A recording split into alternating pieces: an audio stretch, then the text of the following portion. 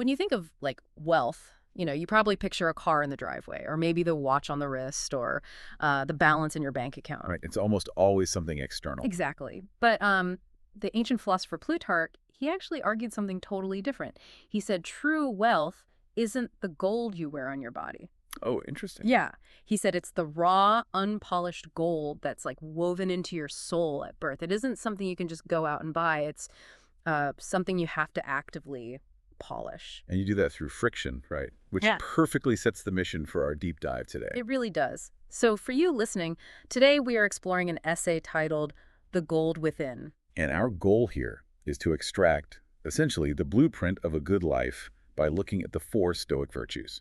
So that's wisdom, self-control, justice, and courage. But I mean, what makes this specific essay so compelling is just the sheer variety of the sources it draws from. Yeah, it's not just ancient philosophers. We're pulling from, the survival tactics of fighter pilots, the silent redemption of disgraced politicians. And even clinical data from modern psychologists. Exactly. And despite coming from entirely different eras and professions, they all converge on this one really thrilling consensus.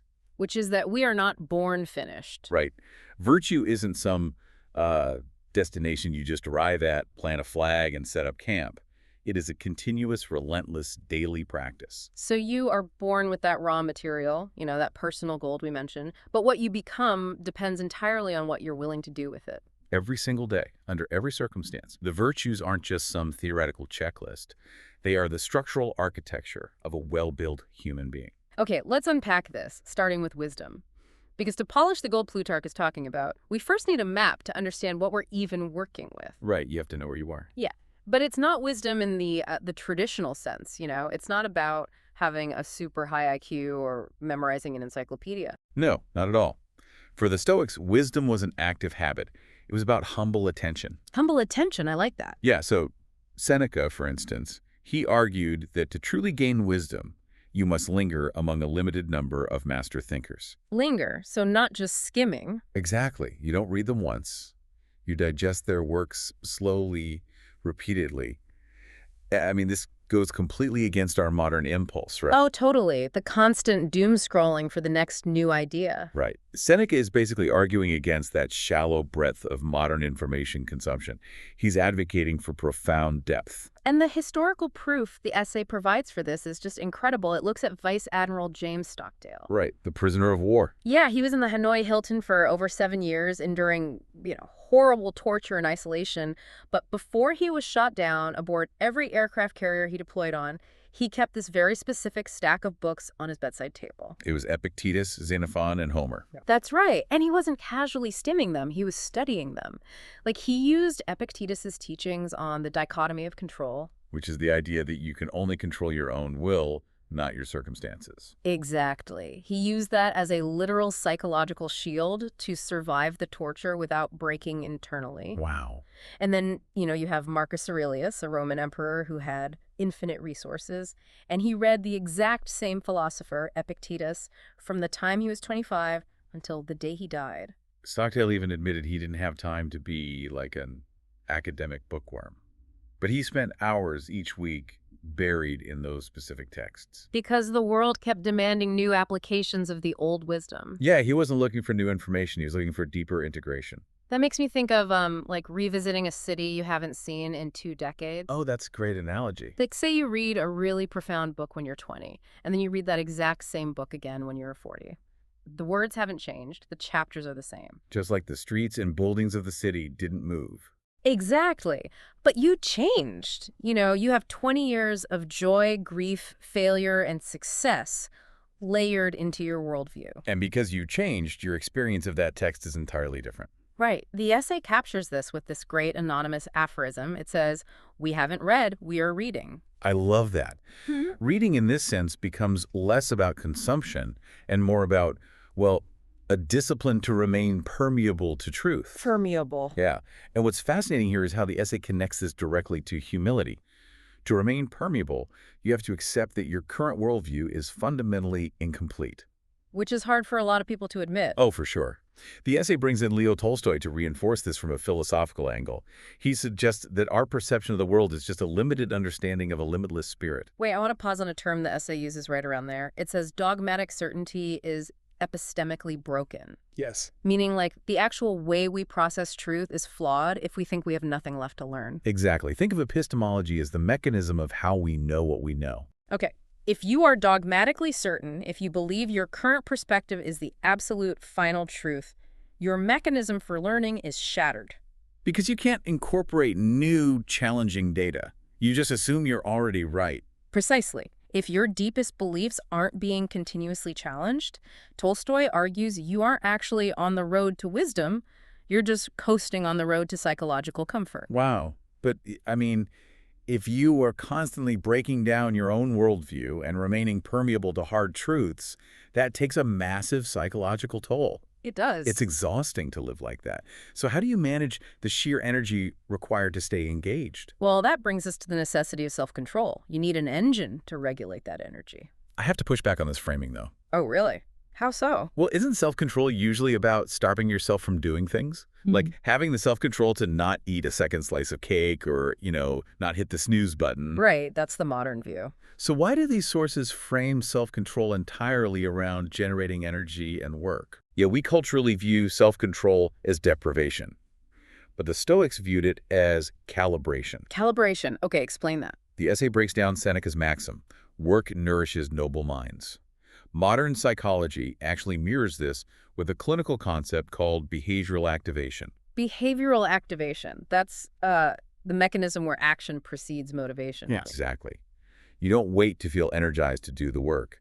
Doing the work generates the mental state. Interesting. The author Ryan Holiday points out that without calibrated work, our minds turn on themselves. We get doughy, irritable claustrophobia. Oh, man, yeah. We start filling the void with drama and outrage, what he brilliantly calls the empty calories of existence. The empty calories of existence. That is a painfully accurate description of, like, an idle Sunday spent arguing in a comment section. Yes. Your brain is craving engagement, and without a calibrated challenge, it just feeds on junk food. Happiness researcher Brian Johnson arrives at this exact same conclusion, but through the lens of flow states. Oh, right. Musli Csikszentmihalyi's concept. Right. We all know flow is that perfect calibration, where the challenge you are facing matches your skill level. But the mechanism of flow is what matters here. Because it blocks out the noise. Yes. When you're perfectly calibrated, you lock out those empty calories. The anxiety of feeling overwhelmed vanishes. The boredom of being under-challenged vanishes. So a mind put to productive use is fundamentally protected from its own worst tendencies. That is self-control in action. But, I mean, you can't sustain a flow state 24 hours a day. The human nervous system would fry. It absolutely would, which introduces the flip side of calibration, recovery. Right. The essay notes that it's not necessarily that we work too hard, but that we don't recover enough. A nourished mind requires full waves. You have to be completely on and then completely off. Like a professional athlete. Exactly. Muscle grows during the rest period, not during the lift. The athlete who never rests doesn't become a champion.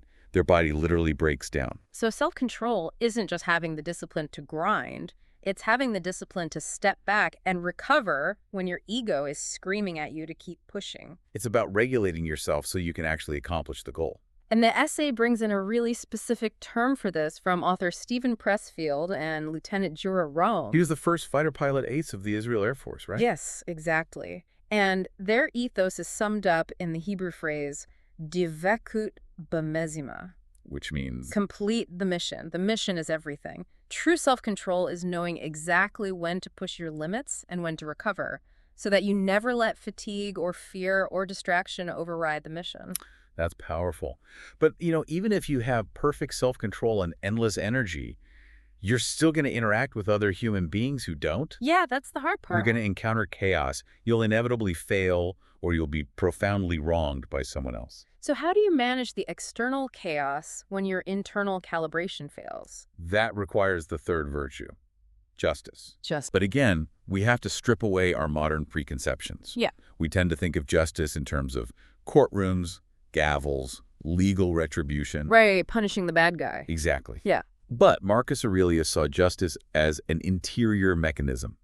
He actually called it the source of all other virtues. Wow, the source. Yeah. To him, justice was the practice of treating others rightly, even when you have been wronged, and allowing adversity to improve your character rather than embitter your soul. Improve rather than embitter. The essay illustrates this with the story of John Profumo, which is just wild. It really is. So for context, for those listening, John Profumo was a British cabinet minister in the early 1960s. He had an affair with a woman who was also involved with a Soviet spy. A huge deal during the Cold War. Massive. And then he lied about it to Parliament. It was a catastrophic scandal. It ruined his political career. The prime minister eventually lost his job over the fallout, and Profumo basically became a global punchline. He was canceled before the internet even existed.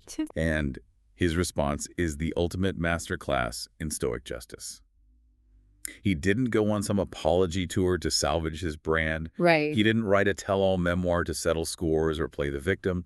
He quietly went to Toynbee Hall, which is a poverty-fighting charity in London's East End. And what did he do there? He just started doing manual labor, washing dishes, cleaning floors. Oh, wow. He stayed there for 40 years. He eventually worked his way up to chief fundraiser, but doing it almost entirely without seeking the spotlight. 40 years of quiet action. He didn't try to prove his enemies wrong with words. He proved he was not the man he had been at his worst moment through his actions. As Ryan Holiday observes in the essay, the best revenge is to not be like that. But honestly, doesn't that feel completely out of touch with today? How do you mean? Well, if someone faces a public scandal now, the immediate advice is to hire a crisis PR firm, get out in front of the narrative, and aggressively rebuild your image. Spin the story. Yeah. Going to scrub floors in secret for 40 years goes against every modern instinct of self-preservation. So what does this all mean for us today in a world fueled by instant outrage? It highlights a severe deficit in our modern concept of commitment. The essay actually explores this tension directly through a Memorial Day meditation on the actual cost of our beliefs. Okay, looking at what people are willing to risk. Yes. And to explain this interior concept of justice further, the author contrasts two very different approaches. Now, we are simply reporting the author's philosophical analysis here, to be clear, but they make a very specific comparison. Right, keeping it impartial. What's the comparison? On one hand, the author looks at the founders' mutual pledge of life, fortune, and sacred honor. That pledge was a calculation of profound, literal risk to their lives and property. They had actual skin in the game. They could lose everything. Exactly. And on the other hand, the author points to contemporary examples. Things like posting a hashtag for a social cause or storming a Capitol in grievance. Got it. So contrasting the historical risk with the modern actions. Right. And the core argument the essay makes is that these modern actions often involve attaching oneself to a cause while absorbing none of the real personal cost. Ah, I see. True sacred honor, in the context of Stoic justice, is demonstrated by a willingness to actually lose something, your reputation, your comfort, your wealth, not by the volume of your outrage or the performance of your certainty. It forces you to ask, are you actually transforming or are you just performing? That's the perfect way to put it. There's a Mark Twain quote in the essay that beautifully summarizes this entire mechanism of interior repair. He said, "Forgiveness is the fragrance that the violet sheds on the heel that has crushed it." Oh, that is a stunning image. And it perfectly describes what justice looks like from the inside. It really does. But, getting to that point, making that first terrifying step against the grain to forgive, to accept the cost of your beliefs, or to radically change your life like Profumo did, that requires something more than just knowing what is right. Which brings us to courage, the fourth and final virtue. If we think of these virtues mechanically, right? Wisdom is your GPS. Self-control is the engine that provides the forward momentum. But courage is the structural chassis of the car. It's the framework that bears the weight. Exactly. Without courage, the moment you hit a pothole, the entire vehicle crumbles. Wisdom stays a private thought in your head. Self-control only tackles the easy habits, and justice is perpetually delayed. And the essay traces the collapse of that structural chassis beautifully through Roman history. With the Caesars and everything. Right. When you look at the fall of the Roman Republic and the rise of tyrannical emperors, the downfall wasn't a lack of knowledge. They weren't just ignorant. No. The senators knew exactly what was happening. They recognized the danger, but the mechanism of their failure was the bystander effect. They paralyzed themselves with rationalizations, hoping someone else would stick their neck out first. Exactly. Yeah. The collapse of the Republic was a collective failure of nerve. But then you have the contrast. You have figures throughout history who just refused to succumb to that paralysis. Like, Well, the essay focuses on Thomas Wentworth Higginson. He was an American abolitionist in the 1850s and, interestingly enough, a translator of Epictetus. oh, tying back to the Stoic texts. Yeah. He watched the Fugitive Slave Act being enforced and understood the sheer moral failure of it. People like Higginson didn't sit around calculating, is this going to work? Is this going to be popular? Because a Stoic doesn't ask that. Exactly. The mechanism of Stoic courage is simply looking at the reality of a situation and declaring that is wrong and acting on it regardless of the isolation it brings. If we connect this to the bigger picture, courage is not the absence of fear. The physiological sensation of terror is still there. Your heart is still pounding. Right. Courage is the internal decision that something else matters more than the fear. It is the willingness to be utterly inadequate now, to face failure, ridicule, or complete isolation now, in service of a larger truth later. The essay highlights Babe Ruth for this, right? Yeah, he famously said, "Never let the fear of striking out get in your way." And Cervantes, who wrote, "Love not what you are, but what you may become." Both of those quotes point to the exact same interior mechanism, the willingness to bear the friction of growth. And the mythologist Joseph Campbell makes perhaps the most expansive version of this claim. He argues that the only way to bring life to things is to find where the life is in your own case and become very alive yourself. Become very alive yourself. Courage, at its core, is the willingness to be fully alive in the face of all the societal pressures that incentivize us to stay quiet, stay comfortable, and stay hidden. It really is incredible when you step back and look at the chorus of voices we've covered in this deep dive. It's a vast range. You have a Roman emperor using philosophy as a shield, a disgraced British politician quietly washing dishes, a fighter pilot ace managing his mental energy, a baseball legend, a Spanish novelist. And they all agree on this one fundamental truth. The good life is a direction. It is not a destination. It is a continuous practice. You linger with the right books to build the map of wisdom. You do the deep work to calibrate your mind through self-control. And when you inevitably fail, you set down the grievance and pick up the shovel to practice the interior repair of justice. And when it is least convenient, you bear the weight of the truth with courage.